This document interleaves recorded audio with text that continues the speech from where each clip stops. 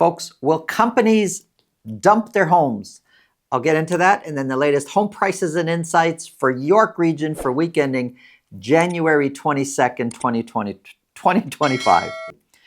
We're with buyers looking at properties, and there's one that they really liked. And when we're going through the whole offer process and going through, there's the purchase price, deposit, and these are the conditions we're putting in, the name of the seller was a company. It was a numbered company, 123 Ontario Inc. It was a numbered company. And my buyer clients right away thought, oh, well, maybe we can get it for a better deal then. And it's interesting, but it's not the first time I've come across that, where a buyer sees a numbered company, and just because it's a numbered company, it could or be a name of a company, it doesn't have to be a numbered company, just the fact that it's company owned, for some reason they believe that they're going to get that home cheaper than what an individual selling their own home would sell it for. This is the way buyers will often think about it. Well, I have worked many times in either selling company-owned properties or buying company-owned properties, and almost always it's going to be around market value.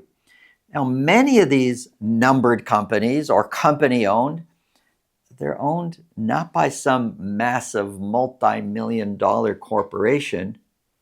They're owned by an individual or two individuals, or it's one person that is treating this as a business. Maybe they bought the company they bought the home and it's a business where they're flipping the home, or maybe it's an investment property, and for tax reasons and expenses and this and that, for all sorts of different reasons, or to mortgage qualifications, whatever the case may be, it made more sense. They were advised by their accountant or financial advisor they should purchase this home under a numbered company. Maybe they have another business on the side and it's been going well, and it's that business that's buying the house. There's all sorts of reasons why.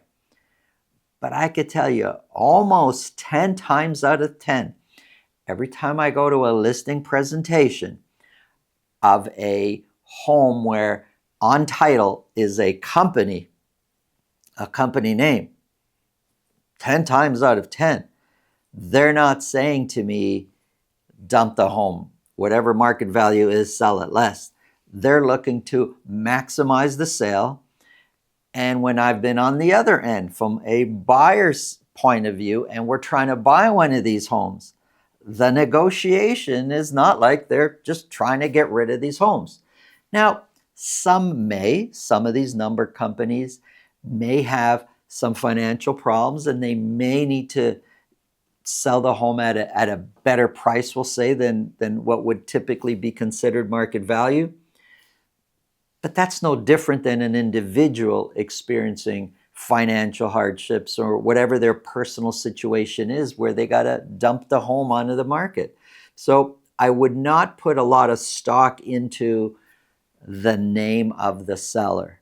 If it's a numbered company or any company name, it doesn't necessarily mean you're going to get a better deal. And it most often does not mean it's some rich multinational company and they don't care what they get for the home. They do care. It seems that everybody who's invested in properties really does not want to give them away. And if it's a company or an individual, treat it the same would be my advice. I know there's a lot of realtors that watch this channel. If you've experienced something different or the same, please comment below. Let me know what your experience is. If you're not a realtor, but you are watching this and you've purchased or sold, let me know your experiences. Do you get better deals because it's a company-owned home?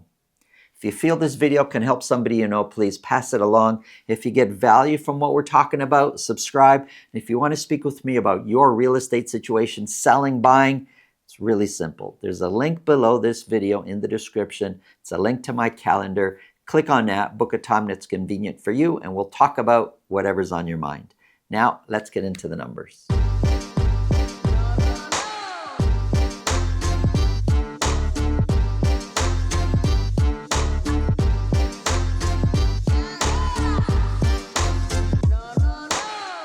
Here we go, folks. York region, we're focused on detached properties only for Vaughan, Richmond Hill, and Markham. Here's a summary of average sold prices for 3 months, but we're looking at for a week ending January 22nd. We're going to start off with Vaughan. For week ending January 22nd, 16 detached properties were sold. 2 of those were at $2 million or more. 16, not a lot. I mean, we're just coming out of the holiday season. We do expect, I say just, but we're 3 weeks into January here. We do expect sales to be increasing as we move more along into the year. But 16 were sold. Average sold price is $1,595,000. If I draw a line across, 1,595 is one of the lower average sold prices that we've seen throughout all of last year. Compared to last year, 1,595 is 7% lower for the same week. The median price is 4% lower. Median price is $1.488 million. And of the 16 that sold, more than half, 56% sold at list price or more. Listings increasing, which is what we would normally expect. Active listings climbing also since the year started. And months of inventory, big drop from the previous week, and it's all sales related. 4.2 months of inventory, which is pretty similar to where we were for most of November before we got into the holiday season. We were at 3.8, 4.2. We're now at 4.2 months of inventory. That's for Vaughan. Let's look at Richmond Hill.